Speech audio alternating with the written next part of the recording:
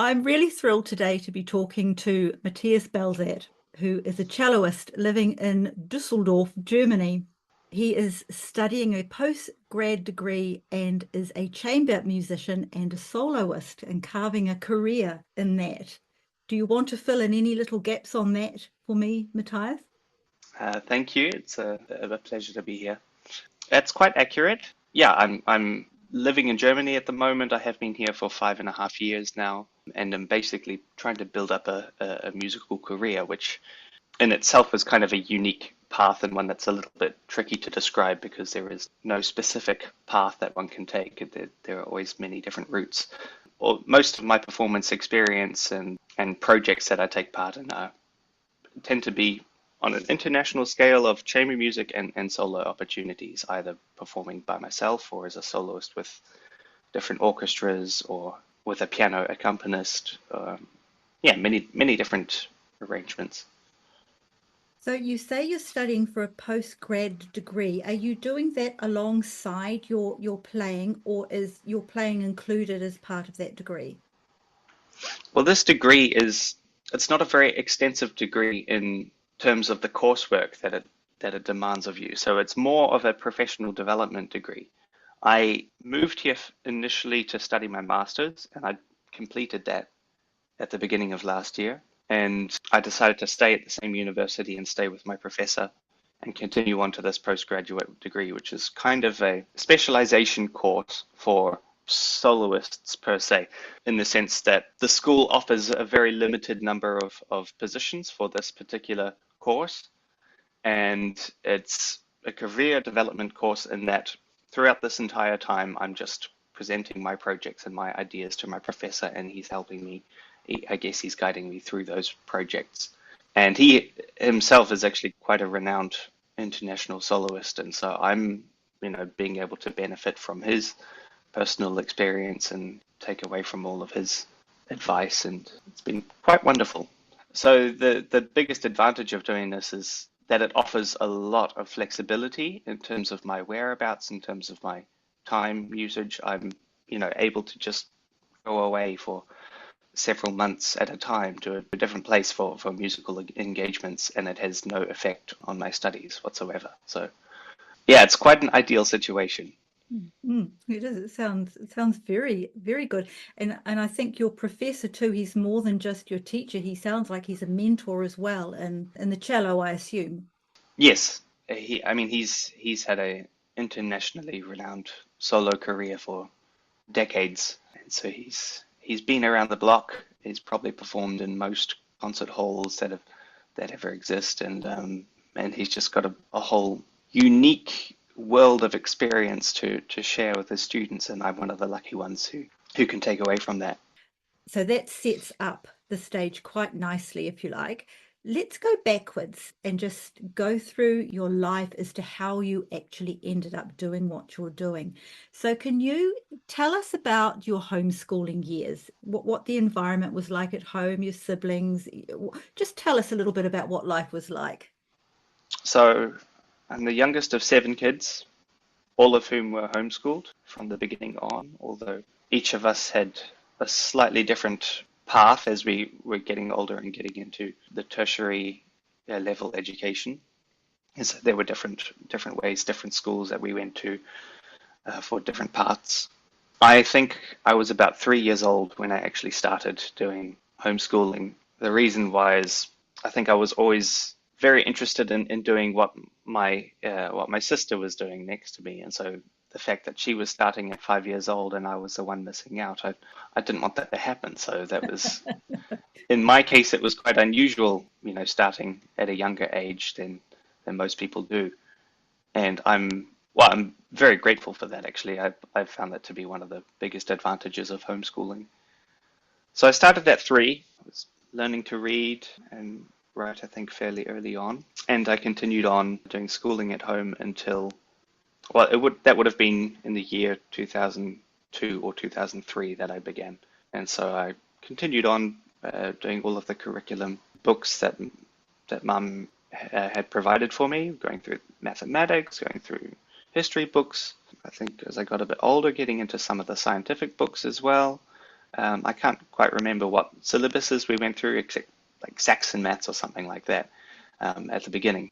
Yeah, I went all the way through until about 2012, I think, which is when I started to engage in correspondence with other high schools in order to thinking about tertiary level credits that I needed, which I think at the time homeschooling didn't provide, or at least the standard correspondent system didn't provide in my case, because the fact that I had started at 3 meant that I was already a couple of years ahead. And so by the time I went to high school, I was actually 3 years ahead of my class. And so I was 13 entering into year 12. I think at the time it was quite difficult to figure out or to find a place that could cater to the situation. There weren't many schools that were open to it. NCEA didn't have any contingency situations for students that were in a different year than the level that they were at. And so Cambridge was the only one that was open. And then I ended up finding the school, Wentworth College. Went there for 1 year in order to get my university credits. And so I went there as officially as a student in my last year and for year 12. And that was that. And that led me straight into university. But going back to the environment of homeschooling, this is very open and very free in my case, and not very much an isolated situation as I think a lot of people would imagine homeschooling to be, because obviously having many siblings all older than me, I was growing up in a far busier environment than, let's say, a single child would. And so I had other, older siblings who were able to help me if ever I got stuck. Of course, Mum was there, and she's the superhero of my entire education. So I wouldn't have got through any of that without such respectable heroes. That's very cool. I'm just thinking of the environment around, with all your siblings around who would have been doing work at their level. That must have been quite an accelerated process in your own education, because you just can't quite help it, can you? As the young one, you just get drawn into what they're doing. Just a quick question, Matthias, about, you said that there was some correspondence school there. At what age were you doing that, or what year? It was 1 or 2 years before I ended up going into high school. It wasn't correspondence per se, but we ended up having an arrangement with some high schools to go in and do the official exams. And that was for the high school level years. And I'd only done that for a couple of subjects before going into high school, like for instance, art, design, and mathematics prior to going to high school officially. And was that were they New Zealand correspondence, the joining in with them, was based in New Zealand, a school that was doing Yes, Cambridge? yeah, that was at Wentworth College, which is in Gulf Harbour. Well, they were a private school, and we had a connection to them because we discovered that one of our neighbours in our community was the art teacher there. So we ended up having private tuition from her, and she got us the connection through the school. That was with me and my next sister, and so both of us had a connection with that school at least for a couple of years before I officially became a student, and she went elsewhere. So when you say you were 3 years old when you started, did that include your starting to learn your instrument at that age too? Yeah, quite an interesting story there actually, which especially from a Christian perspective is quite fascinating. Which is before I had started, I was 2. My sister was 4 at the time. There were 3 other violins in the family already, and Mum thought it would be a good idea to start her on the cello. So she called up my first cello teacher and posited the idea of beginning the cello lessons. And to her absolute shock and horror, the teacher responded to my sister's age as being too old to begin with. She said, "Oh, 4. I actually kind of prefer them to be a bit younger." Mum said, "Okay, well, in that case, I've got a 2-year-old son. We can start on him." And then the teacher said, "Okay, we'll wait till he's 3, and then we'll begin." And so that's how I came to be on the cello, and my sister continued on with the 4th violin of the family. The fascinating part about the story is that years later, we reminded the teacher of this phone call, and she has absolutely no recollection of that, or has absolutely no idea why she would have said something like that, sounding so absurd that it is. That 4 was too old to begin to start an instrument. So who knows if there was some intervention going on there. Yes, yes, quite. It is a very good story because when I think of, well, a 2-year-old is practically a baby on legs, a 3-year-old, not much more. Needless to say, I was far too small to even handle the smallest instrument that was available to me. So we had to settle with a viola and have that modified to actually fit my size. Oh, I see. Okay. And so it's a different instrument to make it the right size. Did it sound the same? It definitely wouldn't have sounded the same, although we did, of course, have the appropriate strings put on, and we had the body of the instrument expanded a little bit or made thicker, and had a cello spike added to it. So there were some modifications made, but of course, it wouldn't sound anything like a full-size instrument, which has had centuries of development and craftsmanship, and that's the official scale of the instrument. But yeah.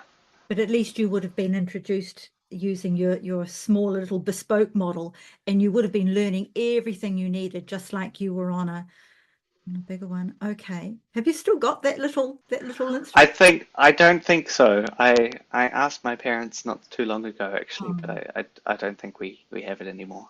All right then. Well, do you think, I mean, I know you're a very musical family. I'm looking back on some of my own homeschool memories, and I remember seeing your entire family up on the stage when we were doing one of our homeschool art festivals, and such an accomplished family. And there's this little tiny boy on the stage, probably with that little bespoke cello, and it was just amazing. So clearly, music plays a really, really big part in your homeschooling years. For those of us where music didn't play so much of a part, it must have just been so very, very normal for you to move from maths to music to reading and back again. Just were you aware at the time, Matthias, that other homeschool families didn't have music as such an encompassing feature like I imagine yours was? I probably didn't realize that at all, at least in the earlier years. I probably also didn't realize how unusual it was to be in a family of 7 kids. So that was just reality, and of course, homeschooling that becomes my whole world, aside from extracurricular activities or going to church and seeing friends on the weekend. So yeah, it probably took a long time for me to actually realize how much of a unique situation we were in. But you're absolutely right in terms of having the flexibility in the homeschooling schedule to be able to cater towards the activities that seem to be more beneficial than others. And I think that is perhaps one of the biggest advantages of homeschooling is that, education doesn't have to be so systematic in a way that you have to dedicate 1 hour a day on this subject, and then you have to go to your next period and you do this. It doesn't have to be so confined to those rules, but in fact you can recognize a certain passion or a certain gift in any particular topic, then adjust your time accordingly so that those skills and those passions can be fostered.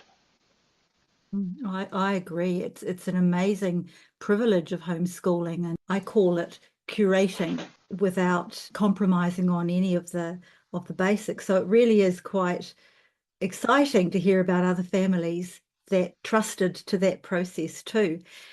What other advantages can you think of regarding homeschooling, especially say for those who are thinking, well, it could be something that we're interested in doing, but I'm just not too sure. Any other advantages that come to mind? Yeah, for sure. There are many. One of which being the value of family time. I think this is probably something which, even in today's age, has been potentially overlooked. Over the course of time, I think it's to understand the importance of that initial family time and being able to bond with your siblings and with your parents and spending that time rather than being segregated from such an early age and spending so little time with them. I think it's unbelievable what an impact that has, at least on later life. So that's one huge component. Another component is definitely the fact that, going back to the flexibility of time management, but that plays a huge role in uninhibited curiosity, which I think is also another huge factor of self-development and developing thoughts. And, you want thoughts to be free. You want thoughts to be able to be seen through. the discipline that is required to handle the curiosity that would be fostered in a homeschooling environment is self-rewarding, which is both a good thing and a bad thing. The downside of that is that it's, you're not collecting accolades in a school where where you can be showered with rewards if you do well in school and everybody sees you in your assembly, you'll be praised for it or anything. So whatever you do achieve in homeschooling is mainly self-rewarding. But probably that's even more valuable than, being put on a stage on a pedestal if you've done something well, and then having the whole school cheer for you on one Monday morning or something. So I think the self-rewarding also kind of manifests qualities in life pertaining to self-management and time management and independence, really. Oh, yes, yes. I was thinking, though, that perhaps you didn't even know about these accolades and the going up on the stage until you actually went to your school, Wentworth. Were you aware? I mean, I'm assuming, were you aware that that happens in a school before you actually attended it?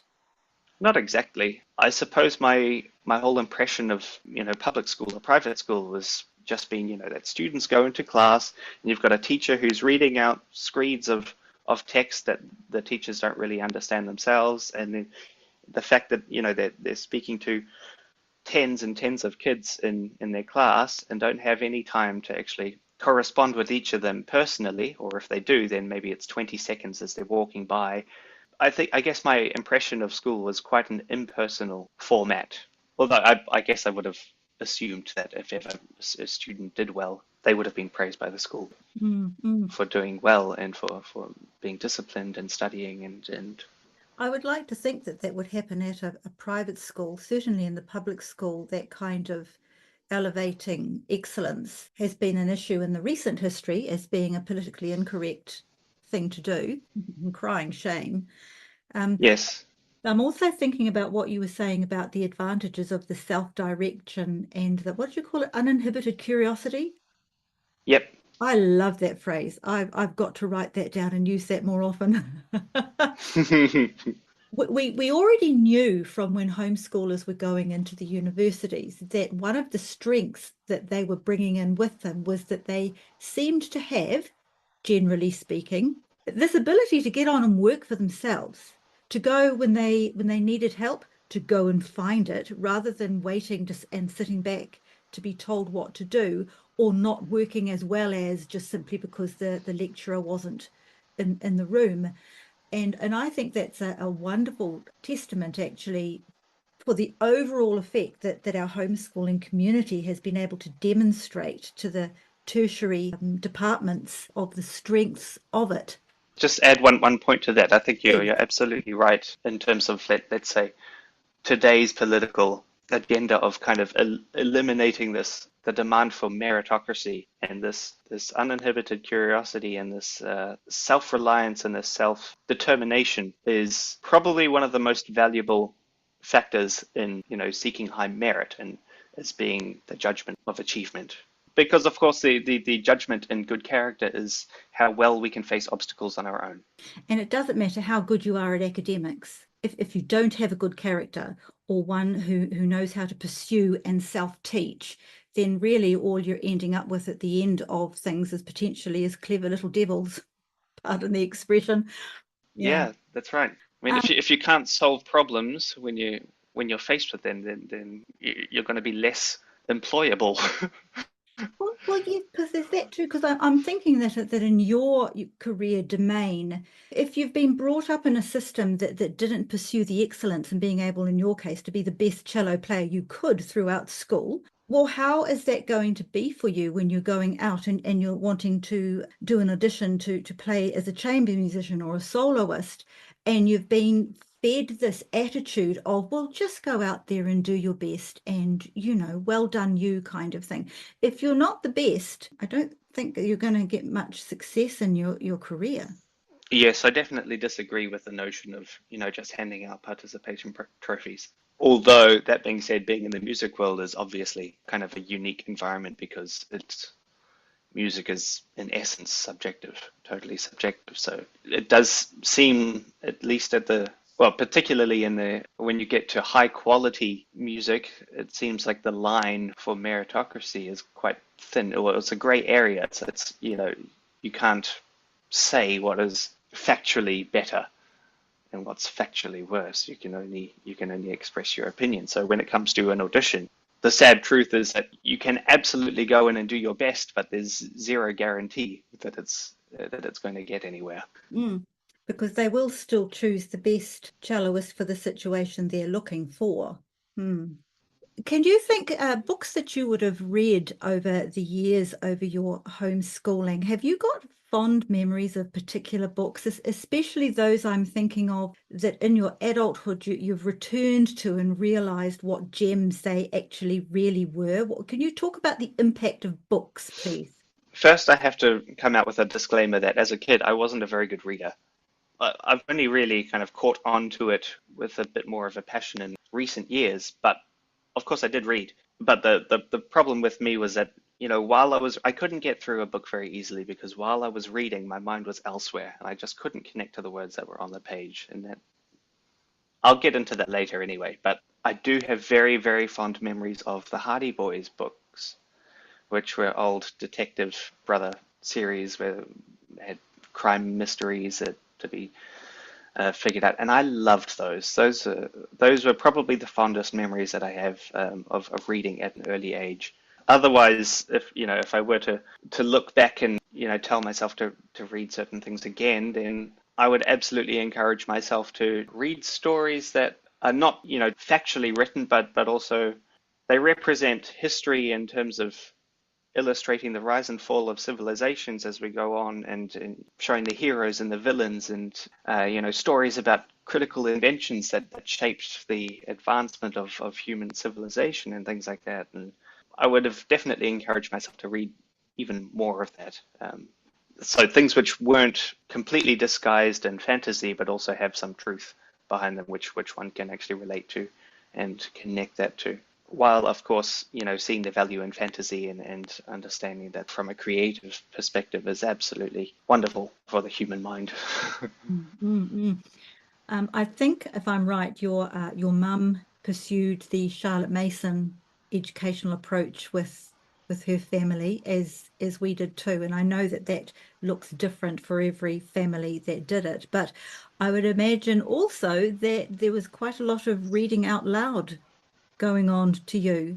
Yeah, I can definitely recall like history sessions or something where Mum would be reading to several of us at a time and sharing stories of, I don't know, King Henry VIII or something, or whoever it was in the Middle Ages or the Golden Ages, or history books. I love those. Although it's funny that I say I love those. I absolutely do love those, but it's funny because I was always known for being the one who was unable to grasp any information. I would always have a bad reputation for, being kind of blank-headed after being told the story. After reading the whole story, I would have been asked, okay, tell me 3 facts about the story, and I couldn't name a single thing. I was quite famous for doing that. But would you, at a later stage, something just would have come out all by itself, matter of factly, so you did actually absorb something? Oh, 100%. I think it was just a matter of how the information was absorbed. And I still, to this day, also think that there's a limitation in how I'm able to formulate things that I would love to formulate. That's never been my forte, is being able to actually express the things that are on my mind specifically in the precise way that I want to express them. And so while the stories that we read would have absolutely gone inside, I would have had absolutely no idea how to begin to describe what I had learned. But they were still there, all tucked away inside. Yeah, for sure. And as the years go by, when that concept or the subject or that part of history that you had been listening to or reading about, something else is added to it, and it hasn't gone into a void, it has gone in and laid down on something that was there from a prior reading. I've come to understand why I had trouble connecting with a lot of these stories, and that was because my grasp of timeline was always a challenge for me. If I learned about a certain historical character, I was unable to place them, whether or not they were in the 12th century or in the 18th century or 300 BC, it had zero relatability to me, I guess, in that sense. And so whenever I was learning about all these characters, I had no way of compartmentalizing them because I didn't know how one led onto the other. And I think that's probably the key factor in terms of why a lot of the information was just kind of scrambled eggs in my mind. Oh, I see. Did that improve as you got into your teens and you left the more concrete years behind and you moved into a more of an abstract where you could start thinking and understanding and moving things around like puzzle pieces? Did that improve? Yeah, for sure.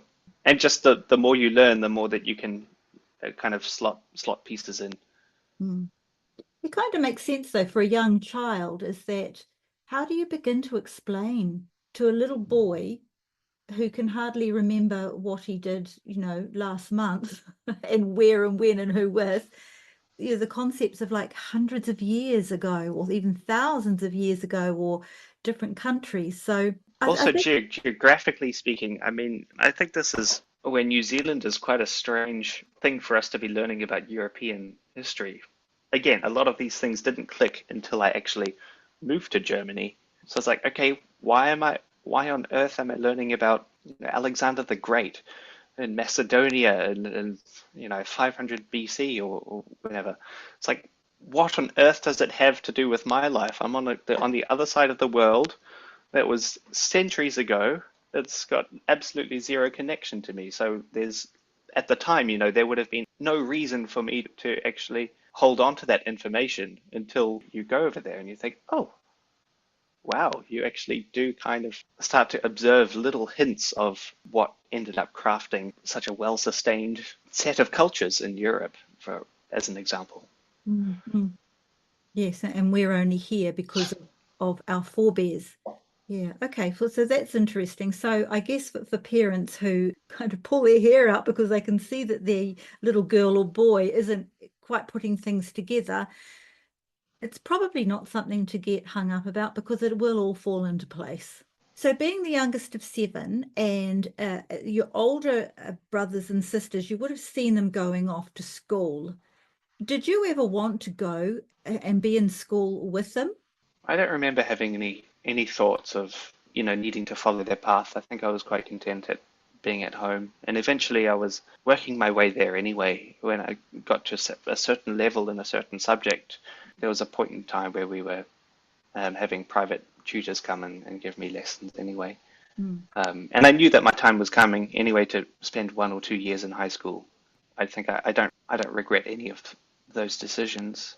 Just Or I think, don't regret not spending more time in high school. oh, yeah, no, I wasn't quite thinking that. I was just thinking that, how sometimes people always think the grass is greener on the other side of the fence. And if I could, like Yeah. one of our kids, he really, really wanted to go to school. And when we dug into it a little bit deeper, he thought it was because he'd be able to go and play there. He could play soccer. And the thought of when we realized that, well, actually, no, you have to stay in class for this many hours in the morning. You get a little bit of time for lunch, then back in for the afternoon. And when you come home, there's still homework to do. He backed out of that idea pretty quickly. Yeah, I'll just circle back to a quick anecdote of self-rewarding discipline, which is I remember that I always used to love maths. I loved maths, and there were many instances where I was so motivated in the morning that I would get up at 6 in the morning and I would go onto the kitchen desk and I would do my 2 or 3 pages of maths that I had allocated for the day, and I would have it over and done with within the first 30 minutes. And then mum would come down. It's like, okay, I'm done, finished. And then so suddenly that was an example of realizing, okay, if I'm diligent in the work that I do, I earn myself free time, which of course you don't have the opportunity of discovering it at school because of your allocated times for classes. It's also really cool to realize that your mother didn't go, oh, well, in that case, then here's some more, Yeah, for maths, because that would really disincentivize you, wouldn't it? If you, yeah. uh, okay, so after homeschool and like you referred before about it, it's just normal for you. You grew up in a family of seven. You've got music and homeschooling all around you, and to a child for so many years, that's normal. So when they start to move out of those years and they start to become aware that, well, this actually wasn't normal for other people, So thinking along those kinds of lines, were you aware with your peers outside of homeschooling that there were differences in the way you looked at the world or behaved or along that kind of line? I certainly did realize at the time, at least when I was still homeschooling, that if ever I went to attend any high school events from my older siblings, that whenever I went to school, I found myself being quite shy because I could see that there was a very exuberant social environment, which was quite overwhelming, I guess, for me at the time. Not that I had issues with socializing. I mean, that was provided and that was taken care of early on by means of both having church friends that I grew up with and also having extracurricular activities like going to science conventions or going to the ballet with other homeschooling groups or doing speech and drama classes and whatnot or sports, tennis or basketball or whatever. So that I do know that homeschooling gets a lot of flack for the lack of social engagement. In my case, I think it was covered in a good way. But going back to the differences between peers, I suppose after the homeschooling had finished and after, in my case, it was quite unusual because I only did the 1 year of high school and then jumped right into university and I was 14. So there was very clearly a difference in age, but one of the advantages that I had was being the youngest of seven, I was used to being around people that were much older than me. So when I went to university, or even when I went to high school, where people were 3 years older than me in my classes, I guess I figured out a way of corresponding with people older than me. So I didn't really have a lot of opportunity to make friends with people my age. And so that was possibly an aspect that I did notice as being a point of difference, which is having a relatability to older folk. As well, it's probably just particular to my case, but when I was a teenager, I probably wasn't interested in a lot of things that other people my age would have been interested in, like, I don't know, romance or relationships or, those types of things. I was kind of purely focused the university. Also, given the fact that I was 14 and everyone else was at least 18 or 19 at university, and so there was clearly would have been no interest regardless. But that was just perfect for me because it allowed me to focus on my craft and dedicate my time accordingly. I guess it becomes a different topic when we relate the question of differences with peers to the music world, because I think the music world in essence is vastly different than any other industry that anyone could get into in many ways that I don't really know how to describe, but it's the way that everything is structured in the world is very unusual, especially as a freelance musician or as a chamber musician, as opposed to being an orchestral musician where you've got your set dates and you've got your set concerts and your contract salary and everything sorted. So once you're in the music world, it's very sociable, but it's kind of sociable only within their world. And you, as soon as you step out of it, you think, wow, it's very strange to engage with people in the normal world who, have a normal job and they go and they work 9 to 5 and they get paid for their hours. We don't get paid for our hours of work. We get paid for the result of the work, which means that your preparation is totally flexible, and which means that your time management is completely flexible, and the effect that alone has on your life is quite extraordinary, because either you can have 2 months of having a ridiculously busy schedule where you don't have a moment to breathe or to think, or you can have 2 months of no concerts, where in this shift in perception of success just has a very unique effect on the mind, because it can be very up and down. Yes. Well, no, because I've never been in that world. I hear and I have heard people who have something similar because they're in contracts or temp work, just something that's not a reliable, this is what I do every day and I get paid at the end of the week. So they're self-employed, if you like. That would be the only similarity I could think of. So when you say musicians, they're paid, you said for the result of your work? Yes, we get paid for the performance, not the preparation leading up to it.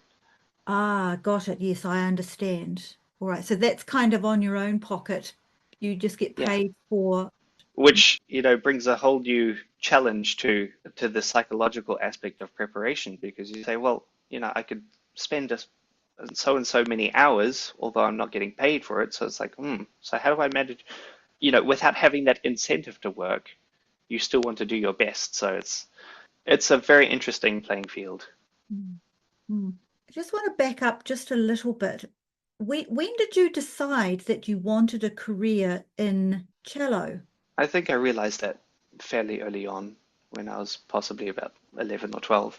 I don't think there was any profound realization there. It was just that was the subject that I was best at, and I wouldn't be able to do anything as good as I would in that area. And of course, I love doing it. It was my passion. It was I did of course entertain other ideas of other areas to get into. Like for instance, when I was at high school, I very much enjoyed doing graphic design, and I did quite well with that. But I think brushed that to the side and kind of kept it as an alternative in case music didn't work out or something. I would like to think that if I would do it again, or if I had to choose another subject, that I would go into something more sciencey, mathematics or physics or something like that. Subjects which interest me, generally speaking. Mm-hmm. But no, I was very set on the idea of doing music. That was also fostered by my experience of investing a lot of time entering competitions when I was quite young. So I did a lot of competitions, a lot of competitive events, and that kind of fueled the motivation to continue and to see that actually this could be taken to a much higher level than I'm at.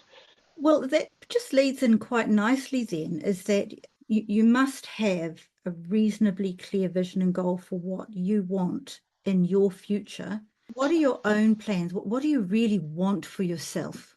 This is quite a big question, Mm. which I enjoyed thinking about, but it sort of comes down to the power of music and what one can achieve through it. And so when you receive comments after performances that are overwhelmingly personal in a good way, I'm talking about seeing a positive effect that you can have on your audience, then it's remarkable what inspiration that brings to the musician. Having gratefully received many of these kinds of comments before in the past is just been the fuel to the fire to want to continue because I can see the effect that music can have on people's lives. Yeah, the question of what are my plans and hopes for music in the future is if I can continue doing what I'm doing on a expanded level, then not only does it bring me joy, but it brings me joy knowing that I'm having a positive effect on my audience, and that to me is something that kind of relates quite personally to Christian morals, I guess. Yeah, so I guess the logistical question is then how does one make a career in the music world like this? There are several different paths that one can follow. Obviously, one can audition for a full-time job in an orchestra where you've got your set salary and you've got your set projects that you're assigned to and you've got your rehearsals and everything's coordinated and everything's planned for. And the rewarding part about being in an orchestra is that you understand that you can be a part of something much larger than yourself, which is quite an extraordinary feeling. And I have played in many orchestras and enjoyed that aspect of it. But other means or other ways of crafting a career in music is either to go at it alone or to go at it through agencies or to go at it through ensembles. Every format of an ensemble, whether or not you're playing alone or whether or not you're playing with a duo partner or in a smaller ensemble or in a big orchestra, each scenario has very unique properties to offer. The more solo that you become, the more focused and zoned into the instrument, like intensively zoned into the instrument that you become. And that's kind of one of my passions with the cello is to see what I can bring out of the instrument to try and discover the depths as much as I possibly can. So playing solo and playing well, also in a duo scenarios is what can offer an extraordinary platform to shut out the rest of the world and just kind of enter into the world of the instrument itself, which is just unbelievably complex that it's just wonderful to be able to spend time trying to uncover what can be learned from there. And then let's say when your ensemble grows, the priorities kind of shift a little bit, because now suddenly you're engaging with other people, and it's about the unity that you can have with many different voices coming together, and the effect that that has as a difference, as a comparison to just being zoned into your own solo playing is remarkable. An ideal situation would be a career that I've built up myself, which combines opportunities to do all of that, because it's all rewarding, and each scenario has something very unique to offer, and kind of self-rewarding when you go into it. But probably my expertise lies probably mostly in the solo playing, just because I've spent so many years and so many hours on my own and trying to figure things out on my own, just because it's such a complicated activity. You mentioned before the profundity of music, and not too far away from that, you mentioned that the Christian perspective around it too. And I would think they would be inseparable, the profundity of music and your faith. Can we explore that a little bit more? Can you talk about? Yeah, I have to say, after decades of playing the instrument, because it has actually been decades now, of investing hours of thought and practice in trying to figure out how different pitches work in different combinations, resulting in relationships of notes, and organizing them in a matter that is regular in its occurrence. And after all that time, I can honestly say I have absolutely no idea how music works. And that's because I don't know if you've heard of Heisenberg's uncertainty principle. No. So in the 20th century, there were a number of breakthroughs in the world of physics. Einstein came up with general relativity. Heisenberg had his uncertainty principle, and Schrodinger's cat, which was uncovering a lot of thought experiments. Heisenberg's uncertainty principle, which I think was published in 1924 or something, became a fundamental concept of quantum mechanics, which stated that in the quantum realm, it is impossible to observe two actions simultaneously, which is to say that if you've got a particle, the more precisely you can observe its position means the less precisely you're able to observe its momentum, and the other way around. It sounds complicated, but the point of the matter was to kind of illustrate that as soon as you enter into the quantum realm, everything is kind of uncertain. And I can't help but to think of music as a direct representation of how the quantum realm works, because we have absolutely no way of quantifying the fact that one particular chord, or one particular cluster of chords, or one particular melody can ignite memories. That's what music is, a strange combination of vibrations which ignite emotions in us, and these emotions are what creating. Either they are, creating memories, or they are recalling memories, and both of which are totally unexplainable. They're unquantifiable, and what one person hears, another person is hearing something completely different. You can have a whole audience sitting in a concert, and you'll have one person that absolutely hated the performance, and the other person who was in tears.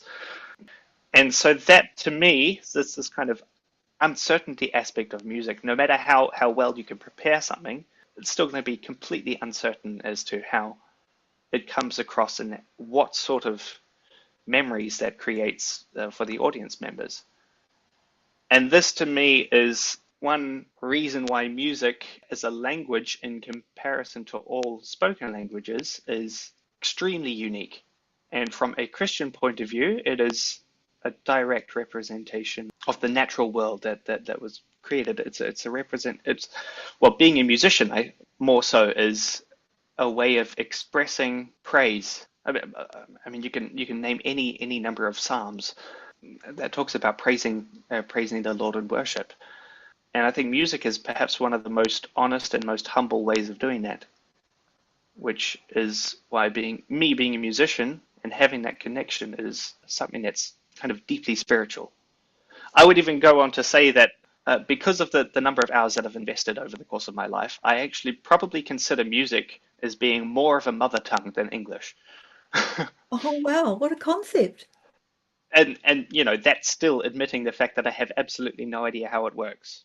So is it kind of when you say you have no idea how it works, are you thinking that there's something very deep and mysterious where you're moving from some material aspect, you're playing music and people are hearing it, but you start to move into this deep zone of spirituality, which of course is inexplainable in itself, and it's deep and immeasurable, and it goes into places where only God's spirit can go, hence not being able to explain it very well, because there'd be very few people who did not have experiences with music like that, where suddenly it's reached you at a really deep level, which you can only describe as something spiritual and a connection between yourself and God's spirit. It's also fascinating to know that, you know, playing a musical instrument conclusively is, you know, one of the only actions that we humans can do which engages almost the entirety of the brain. And so it's tapping into the creative side, and it's tapping into the problem solving side. It's tapping into everything, absolutely everything. And I'm kind of lucky too, because it's a language which is totally non-controversial. That, you know, I can't get in trouble for saying something wrong. I mean, of course, we'll have sticklers who are saying, oh, you know, you played this note slightly out of tune, or this, you know, this note wasn't written in the score. You can have people doing that, but at the end of the day, there's absolutely nothing controversial about music, which is quite a breath of fresh air. Yes, freeing was something that I was thinking of too. You could express, some of your deepest beliefs about God through music, and other subject matter too, I suppose. But I'm thinking of your place in the role that music has in being is like a gift to people, Christian or otherwise. Everybody is a spiritual being, but your talents, and I'll just stick with that. It's a wonderful gift to humanity in order to assist us to be spiritually moved, to communicate with God, to be healed, to be emotionally moved. So many other things. Yeah, you're right. The profundity of music is phenomenal. I just love the idea that music creates memories.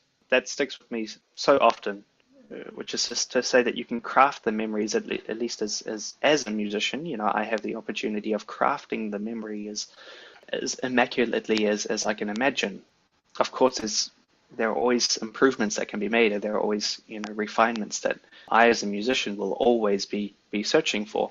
But the notion of kind of stepping back and looking at the music as its own thing is extremely humbling, and humbling especially to be able to be a part of it and to be able to be a participant in creating it.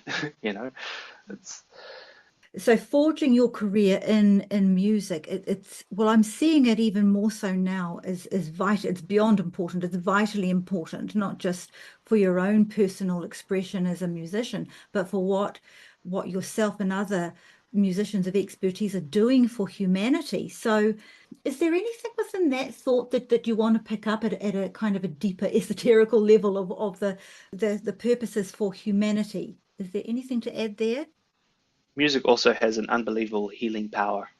There's an example of when my family and I were touring through the States in 2008. And we went to visit somebody in the hospital, and we brought all of our instruments, and we decided to play a piece. Now, afterwards, we ended up hearing that there was a patient in one of the next rooms over who had woken up from a coma while listening to the music. So not only is it physically healing, but it's also spiritually and emotionally healing too, because no matter what situation or problems, you know, you're going through, music will always act as a medium for coming out of it. For, you know, I believe there are millions and millions of examples of people coming to, I suppose, an existential crisis in a good way through music.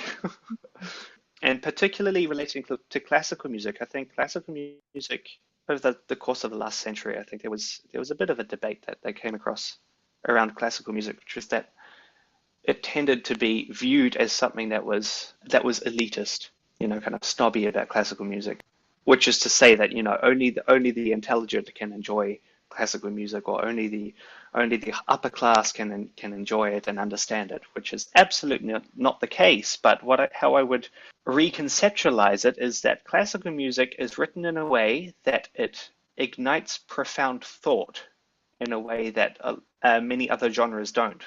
But classical music tends to be one which is more thought-provoking and which inspires more self-reflection in comparison to background music, or something which is just kind of loud, or for the purpose of being a side entertainment of what the actual activity is.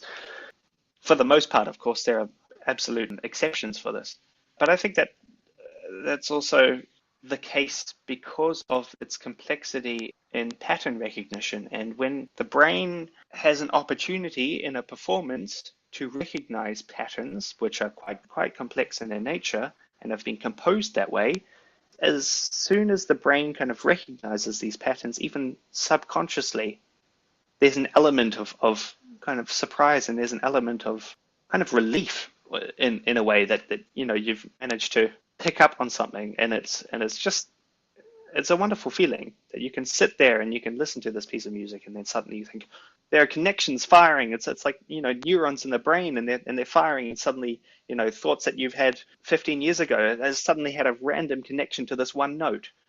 It's like, how on earth can that occur? It's really, really spooky. Do you think then that for somebody who hasn't really been exposed to classical music over the years, and deliberate exposure to it could unlock parts of their mind that have hitherto been, so that's a thing? 100%. I don't think there's any way of quantifiable, so there's no way of really controlling that, but I think it absolutely has the power of doing that. I think that there's a very famous statement that Mozart makes babies smarter. That's Um, that was a whole business model going back a couple of. I don't know what the scientific truth to that is, except the fact that music that was written in a similar style to that was written with such wit and with such clever pattern design in a way which is kind of conceivable to the human mind without being too complicated for it to be overwhelmed. I would say it's definitely worth the experiment. That if you haven't had much exposure to it, or your children haven't, it would be worth the while. Just conduct your own homeschooling experiment on it Yep. and see what Yep. happens. For example, homeschooling parents find that their kids aren't really interested in music in the first place. Regardless of that, it's unbelievably valuable to at least have music playing in the background of thought-provoking and famously profound music, and the effect that will have cognitively speaking on the child's life will be unimaginable. Before I latch on to what started to be a really practical piece of advice for homeschooling families, is there anything else you want to add to the profundity and the Christian experience and what music offers to the world before we head back down into a homeschool situation? Yeah, I'll slightly formulate that, because there was one of the questions you sent me was what it's like being a Christian in the musical world.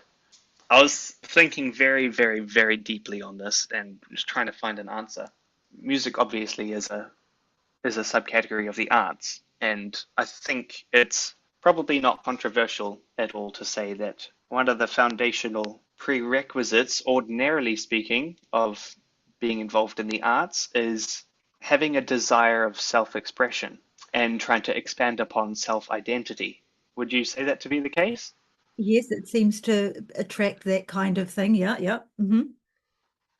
However, as a Christian, I don't really subscribe to that notion. At least not in what I aspire to do anyway. I mean, there will probably be some hint of ego in whatever we do anywhere. But the aspiration for me as a Christian, when it comes to music or when it comes to expression, human expression, is to have an abstraction of self in order to kind of celebrate the music in its own right. Actually, there are a couple of verses which I would quote for that. Philippians 2, which says, Do nothing out of selfish ambition or vain conceit, rather in humility value others above yourself. Or Psalms 119, which is, turn my heart toward your statutes and not toward selfish gain.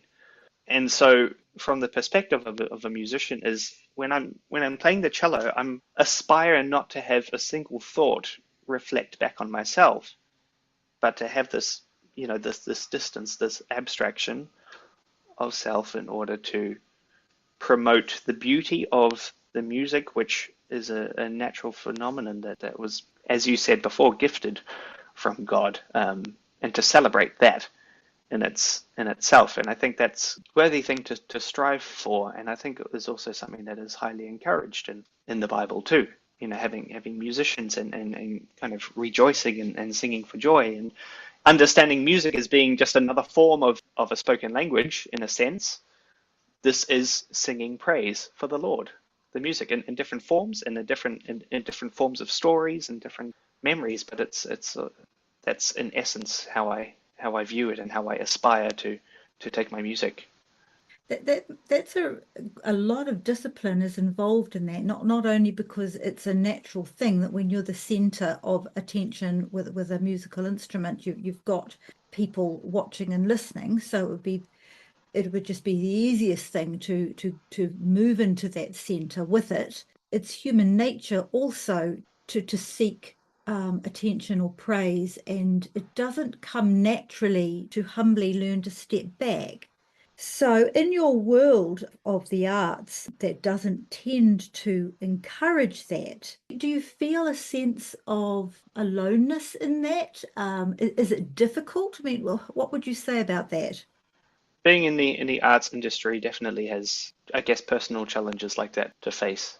Even from a logistical standpoint, I have zero interest in having an online presence and promoting myself in that sense. It's never been a skill of mine. It's never something that I've been drawn to want to be good at. But you can speak to many agents and other musicians, and they're constantly encouraging the fact that, oh, you should be self-promoting, you should be self-promoting, you should be doing this.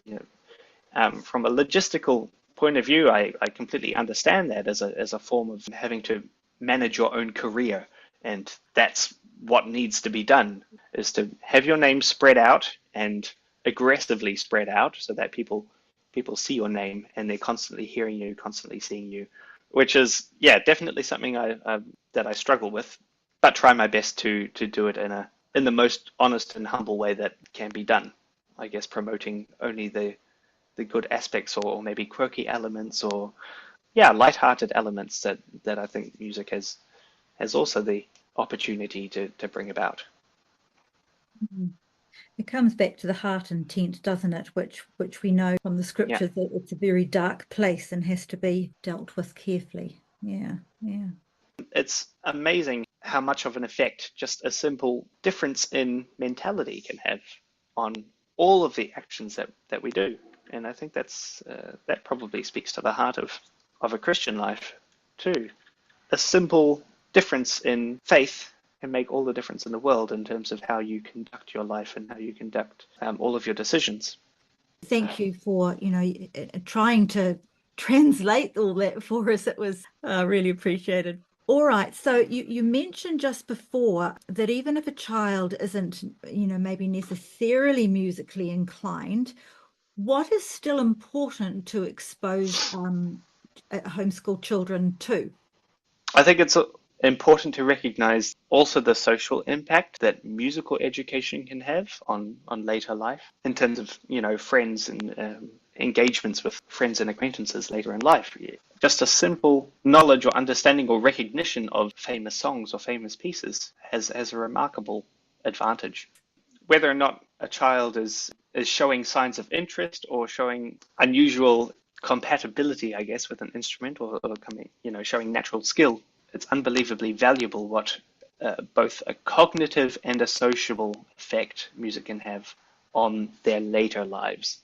Whether or not you can dance well or whether or not you can sing well, to recognize the music and to be able to know what it is and have that kind of in your memory is it's like a superpower in a way, because it's memories, it's honest memories, and speaking, I've had a horrible memory in songs and in terms of lyrics. I mentioned before, music is basically my mother tongue.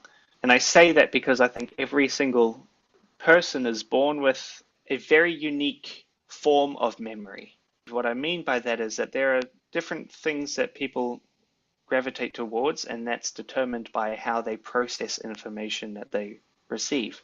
In my case, I've only ever had a memory for music, and it's been quite an unusually quick memory for music. And that, if I learn a piece, I can have it memorized in 2 days, and that's without trying. It just happens. It just stays in there. I don't think I can recite a single song lyric, even if I've heard a song 1,000 times. I don't think I could recite more than one line of a song lyric. My brain just doesn't function that way. And I think everybody has a very, very unique form of memory where, some people are history buffs, for example. So even when they're small children, they might gravitate towards stories, and that just sticks in their mind, and they just have unbelievable memory for those things. Or others have a particularly strong memory for patterns. People like Magnus Carlsen, who's the #1 chess player in the world at the moment, and you can show him any position in the middle of any game in history, and he can tell you what year that game was and who played it. It's like, that was Kasparov versus Karpov in 1989. Instantly, just by looking at patterns. So everybody has their own unique form of how they process information. That's what homeschooling fosters, is this opportunity to discover what the most likely and most gifted form of memory is, whether it's patterns, whether it's notes, whether it's memories, whether it's stories, whether it's words, whether it's numbers, whatever. It's just come to mind now that my dad, for example, he's always been very good with numbers, and he's always had every single person's phone number memorized. He's got my credit card memorized, and my bank account and his bank account, and everybody's bank account that he oversees for tax purposes or whatever. And he's just got all of the numbers in his head. I don't think it's necessarily genetic, because I just describe it as gifts from God, which is not to say that everybody's limited. You can always build up skills in those things that don't seem to be as natural as it is for other people. But it can always be worked on. It can always be developed. Like building muscles that have to be strengthened. Yeah, precisely. Mm-hmm. All right. So for the family that really are not very knowledgeable about classical music, have you got like a little list that you could say, okay, I suggest these 5 composers with these 5 pieces? Have you got like a little hit list like that, something for parents to go on? Oh, heaps of them.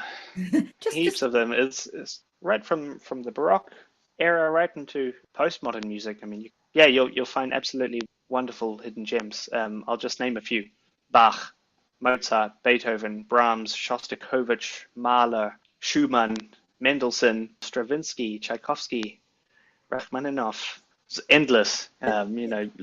Listen to their symphonies. You can listen to the Bach partitas, or the cello suites, or the well-tempered clavier, or his prelude and fugues, or you can go to the Beethoven symphonies, all 9 of them, or there are 5 cello sonatas, for example, or all of the string quartets.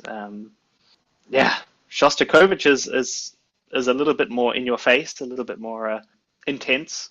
The wonderful aspect of his music is that it's so richly intense, both emotionally speaking, because there's such a deep historical aspect to his music, in that he was kind of persecuted during the Soviet era. He, as a composer, was cut off from society several times from Stalin himself, and so there's a lot of depth in his music. And just from a historical point of view, just to listen to the intensity of that music, and to understand what he must have been experiencing and going through at the time of composing these things. So I mean, you don't have to be educated to enjoy these pieces of music, or to even understand them. You just listen to them, and then you can form your own responses. But at the end of the day, they're all going to be valuable experiences and wonderful pieces to discover. that's a good list for for people to go back and listen and write these ones down, and then go into just start, just choose a musician or a composer and just Yeah, yeah.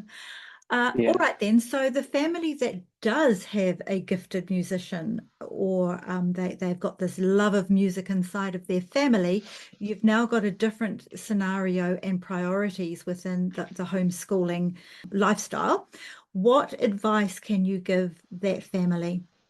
I think as with any inclination of interest or skill to any particular topic, music most very specifically in this case, I think probably the most important thing in terms of trying to foster that passion is to see it through the obstacles and see it through the challenges.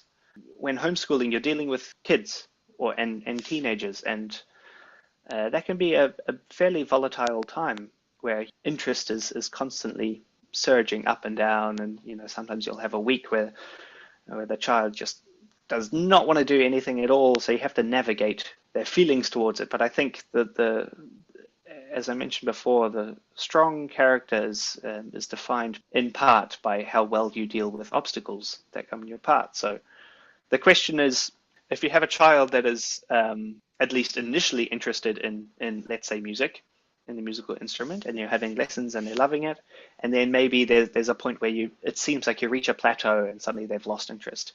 It's like, well, okay, don't give up just yet. Try and see it through the obstacle. Maybe the obstacle is going to be puberty, or maybe the obstacle is going to be, a sport has risen in interest on the sideline, but don't give up just yet.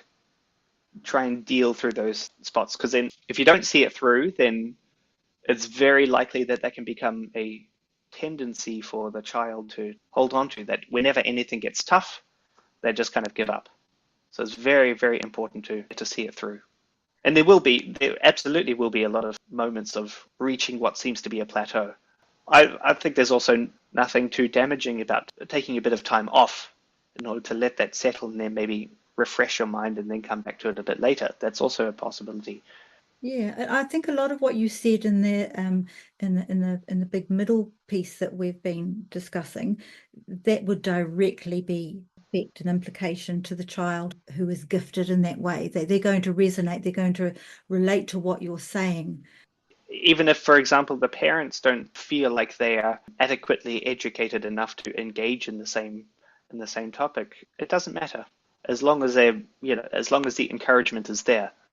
I mean, I was very lucky because I had she used to practice with me, and she had an absolutely wonderful way of turning all of my learning into little games or into stories. And so that ended up teaching me to be very self-reliant, because one of the key components of practice was doing repetitions, just doing repetitions of things which initially weren't so good. So you've repeated into just smaller sections until you've got it. And we always had these tiny little figurines that we would line up, and with every correct repetition, I would then collect the figurines, and then at the end I would have the whole army or something. And so she did an absolutely remarkable job of turning that into a game-like scenario, and that taught me to kind of incentivize myself in wanting to have an achievement, whether or not the achievement in one day is just to perfect just one musical bar. Even if it's one musical bar, it's still an achievement, and you've still made progress. The key factor in trying to foster, let's say, learning a passion is to recognize the value in seeking progress, no matter how much progress it is. All right, I've got a couple of quick fire questions for you, and then I'll invite you to contribute anything else you'd like to say before we tie up. So with Sure. your experience of a homeschool life, let's say you've had the opportunity and you're sitting down with a little 8-year-old boy, not necessarily about music, just another homeschool kid who's 8. What would you say to him? Two things. The first thing is, don't be afraid to ask the dumb questions. I love Never it. be afraid to ask the dumb questions. And the second thing is, keep your friends close and make a lot of jokes. If I were to talk to myself as an 8-year-old, those would be probably the two key things that would come to mind. So a hypothetical homeschool student who's a little bit more mature, let's say he's 15, just starting to look at what it is to be a young man. So you're going to sit down with him now and he asks you for some advice, what would you say? The first one is, well, actually one of my favorite Bible verses, which is James 1, verse 19, which is, be slow to speak, slow to anger, but quick to think. So that's the first one. The second bit of advice is to always assume that the person you're talking to knows something that you don't. And the third one is handle criticism with your chin up and success with your chin down, which is to say that take on criticism head on and accept it in an honest way. And then with whatever success that comes your way, treat it in humility and with respect. I think there's a few other older men and women who will also value that advice. Yes. Oh, that is really well thought out there. Thank you. Is there anything else we've not talked about that you thought would be good to include? I would just like to reiterate the fact that my entire education and my entire upbringing would only be possible because of the hard work and the remarkable efforts that my parents went through. And had they not been so encouraging, and had they not, put me through such an ideal environment, I wouldn't be where I am today. And that, as much as I love advocating for homeschooling, I think that homeschooling is, at the end of the day, probably only as valuable as the ones that are encouraging you through it. Well, that sounds like a pretty perfect place to put a full stop in. Yeah. Thank you, Matthias. I've so enjoyed listening to you talk so deeply and significantly about the incredible music world that you're in. And I know that families who are listening, and the children too, who love music and don't quite know what to do with it, they're going to so appreciate your experience and your advice. Thank you. Thank you very much.